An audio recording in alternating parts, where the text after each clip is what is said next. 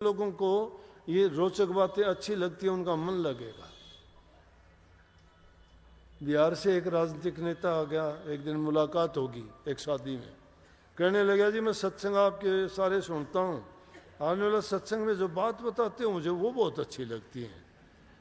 अच्छी लगती है ना, वो बात जब अच्छी लगेगी किसी को तो उसकी रुचि बढ़ेगी ना, और रुचि बढ़ेगी तो वो काम करना चाहेगा कि नहीं।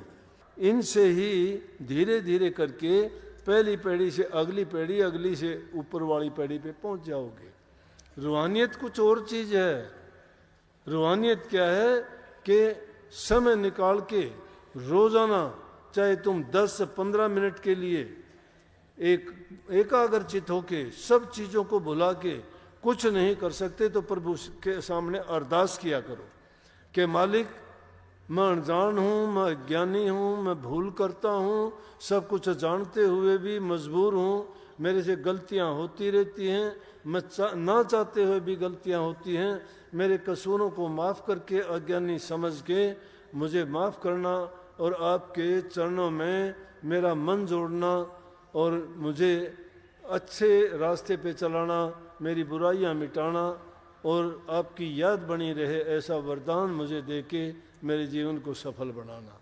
ऐसी अरदास अगर इससे करोगे प्रभु से तो तुम्हारी पुकार सुनी जाएगी, उससे तुम्हारी मन की वृत्ति एकाग्र हो जाएंगी। मैं कहता हूँ अगर एकाग्रचित होके ऐसा करोगे साक्षात तुम्हें दर्शन होंगे। मत इन चक्रों में पड़ना, ये तुम्हारी भूल है कि किताबों में सुन के किसी की कही बात सुन के कह दे प्रकाश नहीं दिखता जी, मुझे दर्शन नहीं होते जी, मुझे दर्शन होने लग रहे। दर्शन पहले उसके तो कर लो जो तुम्हारे सामने है। अंदर वाले के दर्शन की ओर तो बार जब जाओगे ना इसकी बात मान लोगे, कहां से रूहानियत मिलेगी आपको।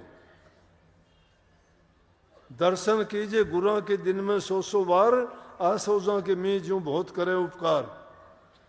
100 बार दर्शन करो। दर्शन परसन मुख मंजन पाना, कटे पाप का वेद पुराना। इसलिए सारी चीजों को भूल के प्रभु के नाम का सुमरण किया करो। अपना समय सेवा में, बूढ़े बुजुर्ग की सेवा में, दीन गरीब दुखी की मदद किया करो। तुम्हारे हृदय में दया और प्रेम उमड़ेगा, वो भक्ति के अंग हैं। सेवा करना बूढ़े बुजुर्ग का, जबान से मीठा बोला करो, अच्छा व्यवहार किया करो सबके साथ। अपनी नीयत को बुरा ना बढ़ाओ, किसी की लेने के लिए नीयत ना रखो, देने की नीयत रखो। अगर लेने की नीयत रखोगे मांगते रहोगे, मांगते रहोगे। अगर देने की नीयत रखोगे तो तुम देने वाले बनोगे, दाता बनोगे। तुम भिक्षुक ना बनो, भिक्षुक हमेशा मांगता ही रहेगा। सुदामा जी मांगता ही रहा सारी जिंदगी, और श्री कृष्ण जी दाता थे, वो दाता बने, राजा बने। पूरी दुनिया को क्या क्या दिया, दुखियों के दुख दूर किए, पापियों का नाश किया, सबको सुख दिया, प्रेम दिया।